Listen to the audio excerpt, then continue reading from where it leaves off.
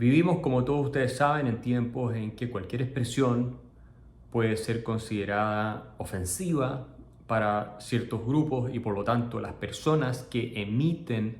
esas opiniones o expresiones consideradas ofensivas o peligrosas son canceladas, son censuradas, son atacadas y son incineradas en la hoguera de las redes sociales. Bienvenidos a un nuevo episodio de Evolución Liberal. En este espacio nosotros analizamos instituciones, principios, ideas, productos culturales que dicen relación con el progreso humano. Y hoy quería referirme a un tema que hemos tocado en alguna oportunidad, pero que es siempre necesario reiterar por la importancia que tiene para la vida de todos nosotros. Y me refiero a lo que podríamos llamar la tiranía de los ofendidos. Un ejemplo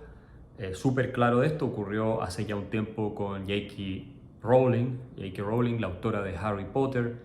que manifestó algunas opiniones basadas en la ciencia de la biología y eso le valió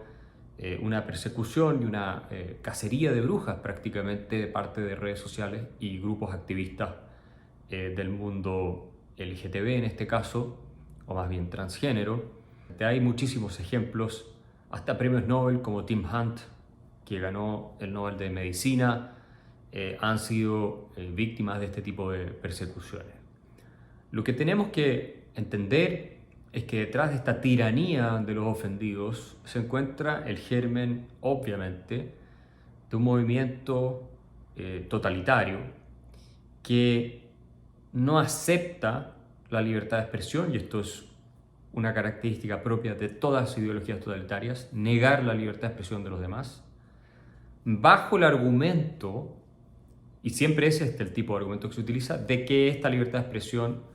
pone en riesgo a determinados grupos. De ese modo, estamos avanzando hacia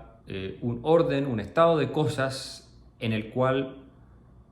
solamente se acepta una versión de los hechos, se permite un determinado tipo de manifestación de opiniones, es decir, una especie de verdad oficial. Y esas verdades oficiales pertenecen al mundo que bien graficó George Orwell en su novela 1984, de sistemas de control del lenguaje y control del pensamiento, que nuevamente son parte fundamental de las ideologías totalitarias.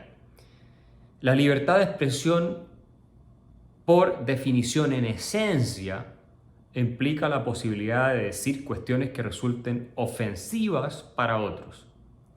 Si solamente pudiéramos decir cosas que no ofenden a nadie, entonces no podríamos manifestar nuestra propia opinión contra la opinión mayoritaria. La libertad de expresión tiene sentido solo en el caso en que hay disidencia de opiniones y en que minorías tienen ciertas visiones de las cosas que no comparten las mayorías. Tener el derecho natural, fundamental a la libertad de expresión en un mundo en el que todos están de acuerdo en todo, carece de toda lógica. Sería absurdo. Precisamente porque la libertad de expresión lo que intenta proteger es al individuo que disiente de otros grupos para que pueda manifestar su visión del mundo, sus preferencias, sus valores, sus ideas, cosa que no es necesaria en caso de compartir exactamente los mismos principios, visiones e ideas con, insisto, los miembros del colectivo. Entonces, la libertad de expresión es un derecho contramayoritario en esencia, como la mayoría de nuestros derechos fundamentales. El punto es que los tenemos, son parte de la naturaleza humana y lo que buscan es precisamente limitar el poder. El poder del Estado, por un lado, pero también el de las mayorías, que pueden hacerse del Estado y aplastar los derechos de las minorías. Entonces, ese es un aspecto del análisis de la libertad de expresión. Otro es que efectivamente se tiene que incomodar e incluso ofender si queremos progresar, porque gran parte de las creencias que existen en todas las épocas son falsas, aun cuando sean compartidas por inmensas mayorías. en el pasado resultó tremendamente ofensiva la teoría heliocéntrica que negaba, ¿verdad?, que era la Tierra el centro del universo y que postulaba, en cambio, contra las creencias religiosas de ese momento, que la Tierra giraba en torno al Sol y no el Sol y todos los planetas en torno a la Tierra. Y sabemos que a un famoso pensador, astrónomo, hombre de ciencias, Galileo Galilei,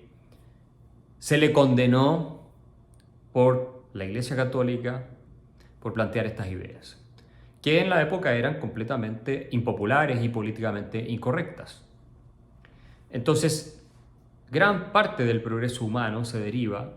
como explica John Stuart Mill en su libro sobre la libertad, que es una de las defensas más lúcidas jamás escritas de la libertad de expresión. Bueno, gran parte de ese progreso, insisto, se deriva de la posibilidad de disentir y de ser ofensivo con las opiniones que se tienen respecto a una variedad de temas que van desde lo social y lo económico hasta lo científico. Esto no quiere decir que se busque a propósito insultar a otros grupos. Esa es una cuestión diferente que, aunque pueda estar cubierta por la libertad de expresión, podría ser criticable desde el punto de vista de la decencia cívica. Pero las ideas, como por ejemplo la igualdad ante la ley entre hombres y mujeres, en algún minuto resultaron contramayoritarias y tremendamente ofensivas para grupos predominantes en la sociedad. Y gracias a que unas pocas personas pudieron avanzar esas ideas, muchas veces siendo atacadas, siendo censuradas y asumiendo enormes costos desde el punto de vista de su aceptación social e incluso riesgo a su integridad física, bueno, es gracias a que esas personas hicieron ese trabajo porque gozaban de libertad de expresión o por lo menos intentaban ejercer su libertad de expresión, que hoy tenemos una situación en la cual afortunadamente existe la igualdad ante la ley, no solo entre hombres y mujeres, sino entre todos los miembros de una comunidad política en los países avanzados de Occidente. Y esa es una conquista que no habría sido posible si hubiéramos aplicado la lógica y las premisas que se están aplicando hoy en día, que son aquellas según las cuales las expresiones que resulten ofensivas para determinados grupos considerados víctimas de un orden opresivo deben ser censuradas, deben ser descalificadas y sus emisores deben ser atacados y denostados. Jamás habríamos llegado a la igualdad ante la ley, jamás habríamos eliminado la esclavitud, jamás habríamos producido el progreso científico que hemos conseguido, jamás habríamos permitido que se separaran la Iglesia y el Estado, y así sucesivamente. La libertad individual, el orden social civilizado descansa fundamentalmente en la libertad de expresión, y ella implica, hay que insistir en este punto una vez más, la posibilidad de emitir opiniones o resultados de investigaciones que resultan tremendamente desagradables e incluso ofensivos para grupos diversos en la sociedad. Entonces, no solo es un derecho natural que asiste a cada individuo, sino que además tiene un rol que es sumamente útil, como explicaba el mismo John Stuart Mill, para la sociedad, el poder expresar nuestras opiniones sin temor a que el Estado nos castigue, nos meta a la cárcel por las opiniones que tenemos y que está ocurriendo cada vez más con los famosos crímenes de odio o expresiones de odio, discurso de odio, que está siendo penalizado crecientemente en muchos países occidentales en circunstancias de que esa penalización atenta derechamente contra la libertad de expresión. Está ocurriendo por un lado cada vez más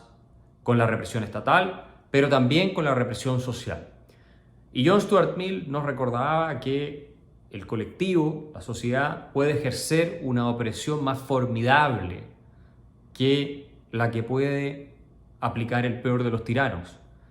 Entonces tenemos que tener cuidado porque la libertad también es una cultura, no es solo un arreglo institucional que le pone límites formales